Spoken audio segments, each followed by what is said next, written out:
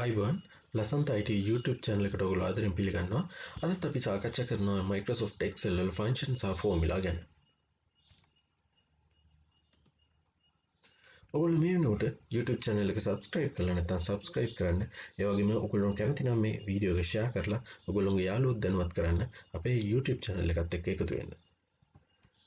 එහෙනම් ඔයාලුවනේ අපි යන් ෆන්ක්ෂන් සහ ෆෝමියුලා කියන්නේ මොනවද කියලා. එහෙම නැත්නම් මේවා අතර වෙනස්කම් මොනවද කියලා සාකච්ඡා කරන්න. ඔයගොල්ලෝ දිගටම මේ වීඩියෝ එකේ ඉන්න අපි ෆෝමියුලා සහ ෆන්ක්ෂන් කියන සම්බන්ධ ඔයගොල්ලන්ට තියෙන ගැටලු निराකරණය වෙන විදිහට මේ වීඩියෝ එක හදලා තියෙනවා. මුලින්ම අපි බලමු මොකද්ද ෆන්ක්ෂන් එකක් කියලා කියන්නේ.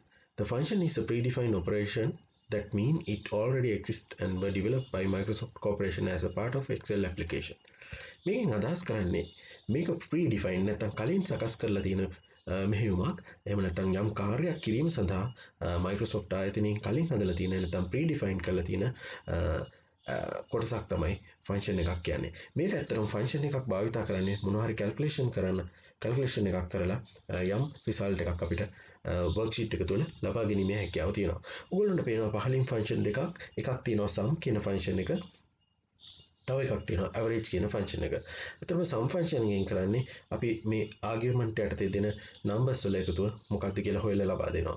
ඒ වගේම දෙවෙනිට ලියලා තියෙන ෆන්ක්ෂන් එක average ෆන්ක්ෂන් එකෙන් කරන්නේ මේ ඉදිරියෙන් ලබා දීලා තියෙන සංඛ්‍යාවල සාමාන්‍ය අගය මොකක්ද කියලා හොයාගන්න එක. මේ වගේ විවිධ කාර්යයන් සඳහා එක එක ෆන්ක්ෂන් භාවිත කරනවා. අපි ඉදිරියට බලමු මොනවද මේ ෆන්ක්ෂන්ස් කියලා. දෙවෙනිට අපි සාකච්ඡා කරමු මොකද්ද ෆෝමියුලා එකක් කියන්නේ. Formula is a user defined operation that means it is like a general calculation doing by the wish of the user. හරි. මේක කවුද? මේක කලින් හදපු එකක් නෙමෙයි. මේක user ඒ අවශ්‍යතාවය අනුව ගණනය කිරීමක් සඳහා ගොඩනගන ප්‍රකාශනයකට අපි කියනවා සූත්‍රයක් එහෙම නැත්නම් ෆෝමියුලා එකක් කියලා. අතන ෆෝමියුලා එකක් ගත්තාම ෆෝමියුලා එකක් ඔයගොල්ලන්ට කැමති නම් සෙල් රෙෆරන්ස් එකක් දාන්න පුළුවන්. එහෙම නැත්නම් ෆෝමියුලා එකක් තුළ ෆන්ක්ෂන් එකක් තියෙන්න පුළුවන්. එහෙම නැත්නම් කැල්කියුලේෂන් සඳහා භාවිත කරන ඔපරේටර්ස් තියෙන්න පුළුවන්. එහෙම නැත්නම් ඩිෆයින් නේම් එකක් මේ සඳහා යොදා ගැනීම හැකියාව තියෙනවා. ඔයගොල්ලෝ දන්නවා ෆෝමියුලා එකක් තුළ ෆන්ක්ෂන් එකක් භාවිත කරන්න පුළුවන්. නමුත් ෆන්ක්ෂන් එකක් තුළ ෆෝමියුලා එකක් තියෙන්න බෑ. දැන් අපි බලමු මේ අතර තියෙන වෙනස්කම් මොනවද කියලා. එකක් තමයි ෆන්ක්ෂන් කියන්නේ predefined එහෙම නැත්නම් built in operation එකක්. ඒක කලින් හදලා තියෙනවා යම් කාර්යයක් නිශ්චිත කාර්යයක් කිරීම සඳහා. අතන මේ ෆන්ක්ෂන් එක රිසල්ට් එකක් අනිවාර්යයෙන්ම return value එකක් සෙල් එක තුල ලබා දෙනවා.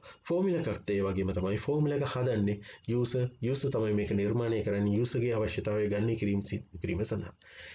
දෙවෙනි කාරණේ තමයි function can be a formula. මේක මම කලිමුත් අදහස් කර ෆන්ක්ෂන් එකක් තුළ ෆෝමියුලා එකක් තියෙන්න බෑ. නමුත් ෆෝමියුලා එකක් තුළ ෆන්ක්ෂන් එකක් තියන්න පුළුවන්. ඔයගොල්ලන්ට උදාහරණයක් පේනවා ෆන්ක්ෂන් කියන එක sum එක අපි ඉස්සෙල්ලා කතා කරා වගේ ෆෝමියුලා එකක් මෙතන තියෙන උදාහරණයක් විදිහට B2 සෙල් එකට එකතු කරනවා C2 සම්පූර්ණ එකෙන් අඩු කරනවා D2. එහෙම නැත්නම් දෙවෙනි උදාහරණය බලන්න. මේකේ මුලින්ම තියෙනවා ෆන්ක්ෂන් එකක් ඊළඟට ෆන්ක්ෂන් එකට අමතරව තව කැල්කියුලේෂන් ඔපරේටර් එකක් තියෙනවා වැඩි කිරීම ඒත් එකම දෙකකින් වැඩි කරලා තියෙනවා. අතන මේක ෆෝමියුලා එකක්. නම් ෆෝමියුලා එකක් තුළ ඔයගොල්ලන්ට පේන්න තියෙනවා ෆන්ක්ෂන් එකක් සහ අනිකුත් දේවල් අන්තර්ගත වෙන්න පුළුවන්. ෆන්ක්ෂන් එකක් අතරම ඩෙවලොප් කරන්නේ අදාළ ඇප්ලිකේෂන් සොෆ්ට්වෙයාර් එකකින් නැත්නම් ඩෙවලොපර් විසින් ෆෝමියුලා එකක් යූසර්ට කැමති පරිදි සකස් කරගැනීමේ හැකියාව තියෙනවා. ඔයගොල්ලෝ දන්නවා මේ ෆන්ක්ෂන් එකක් සහ ෆෝමියුලා එකක් දෙකක්ම ආරම්භ කරන්නේ සමාන ලකුණින්. හොඳයි. දැන් මම ඉන්නේ මගේ Excel worksheet එකේ. මේකේ ඔයගොල්ලන්ට වම් පැත්තෙන් අපි ඉස්සෙල්ලා කතා කරපු දේවල් ටික පේන්න තියෙනවා. ඒ වගේම නැවතත් අපි මේ නිර්වචනය කිරීමට අවශ්‍ය වෙන්නේ නැහැ. මම හිතන්නේ ෆන්ක්ෂන් කියන එක අපි දන්නවා. ඒක predefined කලින් හදලා තියෙන එකක්. ඒක Excel application එකෙන් දෙන එකක්. ෆන්ක්ෂන් එක රිසල්ට් එකක් අනිවාර්යයෙන්ම රිටර්න් වැලියු එකක් තියෙනවා. අතන ෆන්ක්ෂන් එකක් ආරම්භ කරන්නේ මේ උදාහරණයේ තියෙන විදිහට සමානයි. දැන් මම මේ අරන් තියෙන්නේ sum ෆන්ක්ෂන් එක sum එකකින් කරන්නේ numbers කීපයක එකතුවක් ගන්න පුළුවන්. හරි. අපි දීලා බලමු sum ෆන්ක්ෂන් එක. වරහන් ඇතුලේ ඔයගොල්ලෝට මේ වගේ අපි මෙතන දීලා තියෙන අගයන්ම ගමු 10 20 30 40 කියන අගයන් ටික ගමු 40 50. හරි. ෆන්ක්ෂන් එක ආරම්භයේ ෆන්ක්ෂන් එකේ නම දෙනවා open parenthesis එක සහ closing parenthesis තුල අපිට අවශ්‍ය arguments ටික ලබා දෙන්න පුළුවන්. මේ sum function එකේ arguments විදිහට අපි ලබා දෙන්නේ numbers ටිකක් අපි දීලා බලමු enter කරන්න. හරි මෙතන වැලියු එක ඇවිල්ලා තිනවා 150ක්. එහෙනම් අපිට ඕගොල්ලන්ට බලා ගන්න පුළුවන් මේ රිටර්න් වැලියු එක ඇවිල්ලා තිනවා මේකට අදාළ ෆෝමියුලා බාර් එක තුල බලා ගැනීමේ හැකියාව තියෙනවා. ඊළඟට අපි බලමු ෆෝමියුලා එකක් කියන්නේ මොකක්ද කියලා. ෆෝමියුලා එකක් අපි කතා කරා. ෆෝමියුලා එකක් කියන්නේ ගණනය කිරීම සඳහා යූසර් විසින් ගොඩනගා ගන්න ප්‍රකාශනයකට අපි කියනවා ෆෝමියුලා එකක් කියලා. ෆෝමියුලා එකක් තුළ ඇත්තටම තියෙන්න පුළුවන් කිව්වා ෆන්ක්ෂන් එකක්, එහෙම නැත්නම් ඕනම ආගියුමන්ට් එකක් calculations සඳහා භාවිත කරන operators මෙන්න මේ වගේ දේවල් අන්තර්ගත වෙන්න පුළුවන්.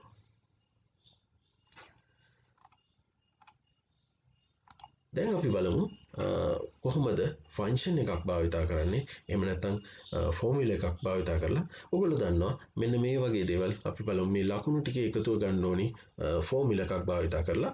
ෆෝමියුලා එකක් භාවිතා කරලා ගන්නකොට අපිට පුළුවන් මෙන්න මේ අගයන් ටික. එහෙම නැත්නම් අපිට පුළුවන් 90 85 එකට එකතු කරනවා 91. මම මේක දීලා එන්ටර් කරනවා. දැන් බලන්න 266 ඇවිල්ලා තියෙනවා. මම දුන්නේ මෙන්න මෙතනින් බලන්න පුළුවන්. නැත්නම් ඔයගොල්ලන්ට මේකේ ඩබල් ක්ලික් කරන්න පුළුවන්. 90 85 91 කියන සංඛ්‍යා ටික එකතු කරලා එන්ටර් කරපුවාම මට 266 ඇවිල්ලා තියෙනවා. හොඳයි. ඒ වගේම අපිට පුළුවන් මේ විදිහට අපිට පාවිච්චි කරන සමාන ලකුණත් එක්ක මෙන්න මේ සෙල් රෙෆරන්ස් ටික දෙන්න පුළුවන්. D2 E2 F2. හරි. දැන් බලන්න ඒකත් ඇවිල්ලා තියෙන්නේ 266 කියන පිළිතුර අපිට ලැබිලා තියෙනවා. හරි. මේක ඇත්තටම අපිට ෆෝමියුලා එකක් විදිහට හඳුන්වන්න පුළුවන්. මෙතන අපි ෆන්ක්ෂන් එකක් භාවිතා කරලා නැහැ. ඔයගොල්ලෝ දන්නවා මේ කාර්ය කිරීම සඳහාම අපිට පාවිච්චි කරන්න පුළුවන් ෆන්ක්ෂන් එකකුත් තියෙනවා. නැත්නම් කලින් සකස් කරපු ෆෝමියුලා එකක් තියෙනවා. අපි ඒකට කියනවා sum function එක. අපි ඉස්සෙල්ලා සාකච්ඡා කරා sum function එක. sum function එක ඔයගොල්ලන්ට මේ විදිහට ලියන්නත් පුළුවන්. ඔයගොල්ලෝ දන්නේ නැත්නම් function එකක් insert කරගන්න ක්‍රමයක් තියෙනවා. function එකක් insert කරන්නේ මෙන්න මේ formula tab එකේ insert function කියන එකට යන්න පුළුවන්. insert function වලට ගියපුවාම ඔයගොල්ලන්ට බලන්න පුළුවන් most recent use functions ටික මෙතන list කරනවා. එහෙම නැත්නම් ඔයගොල්ලන්ට පුළුවන් මෙතනින් function එකේ නම දීලා go කියලා search කරන්න. එහෙම ගන්නත් පුළුවන්. එහෙමත් නැත්නම් ඔයගොල්ලන්ට පුළුවන් මේ function categories වලින් අවශ්‍ය function category එක select කරලා. එහෙම නැත්නම් all දීලා ඔයගොල්ලන්ට පුළුවන් අපි හිතමු sum එක නම් s අකුරෙන් හොයන්න ඕනි. මෙතනින් sum function එක ගන්න පුළුවන්. මේ වගේ sum function එක insert කරගන්න පුළුවන්. හොඳයි. දැන් ඔයගොල්ලන්ට පේනවා sum function insert function dialog box එක හරහා අර sum function එකට අවශ්‍ය arguments ලබා දෙන්න අවස්ථාව දෙනවා. හරි. දැන් මට මෙතන D2 to F2 කියන value එක මම ඉස්සෙල්ලා ගත්ත නිසා ඒ අගේම තියෙනවා. ඔයගොල්ලන්ට එහෙම නැත්නම් මෙතනින් අවශ්‍ය අපි මේ සංඛ්‍යා ඔක්කොගම එකතුව ගන්න ඕන නම් මෙන්න මේ වගේ select කරන්න පුළුවන්. දැනට මම ගන්නවා මෙන්න මේ values වල එකතුව D2 to F2 කියන value වල. දැන් මම ඕකේ කරනවා function එකේ value එක ඇවිල්ලා තියෙනවා 266. ඉතින් අපි ගත්තා මේකම formula එකක් ලියලා. දැන් අපි ඒක ගත්තා function එකක් ලියලා. අපි මෙයාටත් මේක apply කරන්න පුළුවන් fill handle එක භාවිතා කරලා මේක drag කරලා. ඔන්න දෙවෙනි ශිෂ්‍යයාගේ ලකුණු වල එකතුව අපිට ආවා. ඒ වගේම මට පුළුවන් formula එකක් පාවිච්චි කරලා මෙන්න මේ formula එක පාවිච්චි කරනවා මේ total එක මම බෙදනවා 3. මේක මම fill කරනවා 5ට. මෙයාට ආවා 88.67. මෙයාට ආවා 60. හරි. දැන් අපි බලමු මේකම කොහොමද function එකක් භාවිතා කරලා calculation එක කරගන්නේ කියලා. ඔයගොල්ලෝ දන්නවා average එක හොයන්න අපිට තියෙනවා function එකක්. අපි මේ function එකට කියනවා average කියලා. average function එකෙන් අතරම කරන්නේ සංඛ්‍යා සමූහයක සාමාන්‍ය අගය ලබා ගන්න පුළුවන්. මම වරහන් ඇතුලේ දෙනවා මෙන්න මේ values ටික නැත්නම් මේ marks වල D2 වල ඉඳලා DF2 දක්වා සංඛ්‍යා ටික. ඔයගොල්ලන්ට formula භාගයේ බලන්න පුළුවන් මෙන්න මේ අගයන් ටික. හොඳයි.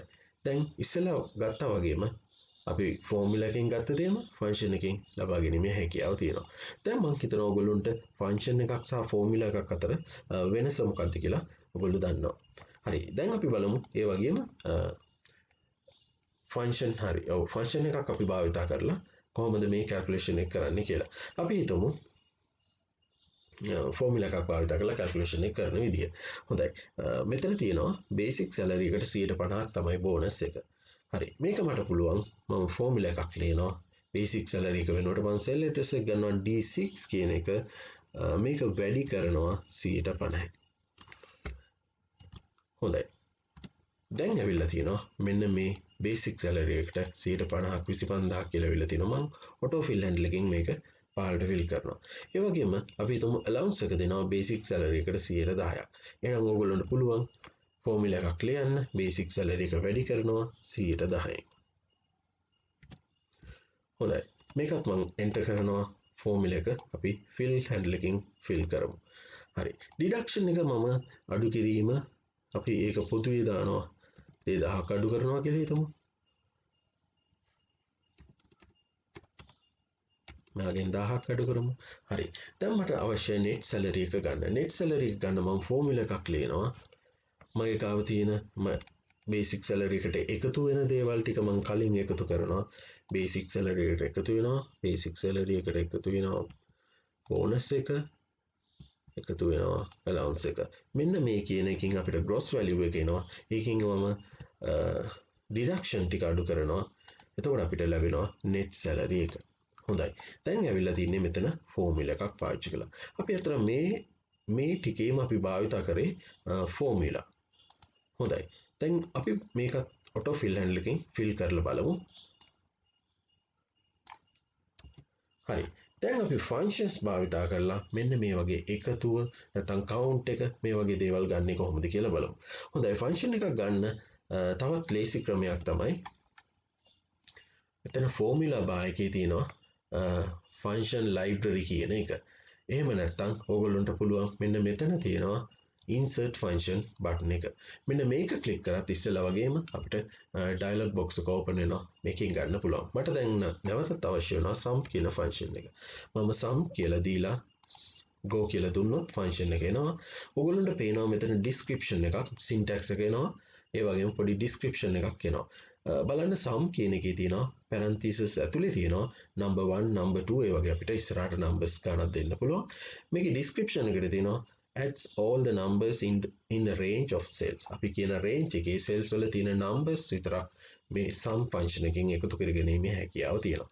හොඳයි. මම මේක okay කරනවා. එතකොට අපිට ලබා දෙන්න පුළුවන් මෙන්න මේ එකතු කළ යුතු සංඛ්‍යා මොනවද කියලා. මම select කරනවා D. හොඳයි. ඔන්න මම D6 ඉඳලා D8 දක්වා තියෙන values ටික ලබා දීලා okay කරනවා. දැන් ඔයගොල්ලන්ට පේනවා මෙන්න මෙතන මේ සංඛ්‍යා තුනේ එකතුව මෙතෙන්ට ගත්තා. ඒ වගේම මට මේක fill කරන්න පුළුවන් මෙන්න මේ පැත්තට. එතකොට මේ cells වල එකතුවත් ඒ විදිහටම ගන්න පුළුවන්. දැන් ඔයගොල්ලන්ට පේනවා මෙතන තියෙන්නේ D6 ඉඳලා D8 දක්වා, මෙතන තියෙන්නේ E6 ඉඳලා E8 දක්වා. ලේසියෙන් අපිට ඇත්තටම Excel වල calculation කරගැනීමේ හැකියාව තියෙනවා මේ පහසුකම් නිසා. හොඳයි. ඊළඟට අපි හිතමු count එකත් අපි බලමු. කොච්චර employeesලා ගණනක් මේකේ ඉන්නවද කියලා. මම මේක ගන්නවා count function එකෙන් වරහන් ඇතුලේ දෙනවා count කරන්න ඕනේ numbers ටික. හොඳයි. ඔන්න මේක function එකක්. මේ function එකේ අපි argument එක ලබා දුන්නාම අපිට result එක අවිල්ලා තියෙනවා number 3 කියලා.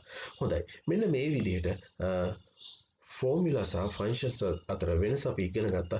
ඔයගොල්ලන්ට basic functions ගැන වීඩියෝ එකක් මම කලින් දාලා තිනවා. ඒ වීඩියෝ එක නරඹන්න පුළුවන්. මේකේ description එකේ මම දාලා තියෙනවා ඒ function එකට අදාළ link එක.